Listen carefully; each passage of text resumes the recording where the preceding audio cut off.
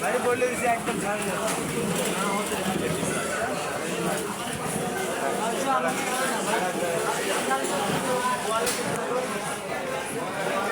আপনার কোম্পানি কত করতে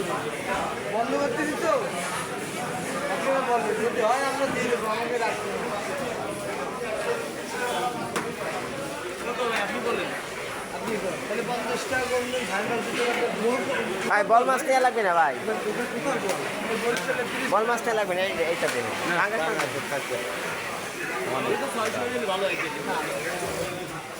ছোট মাছ বিক্রি আছে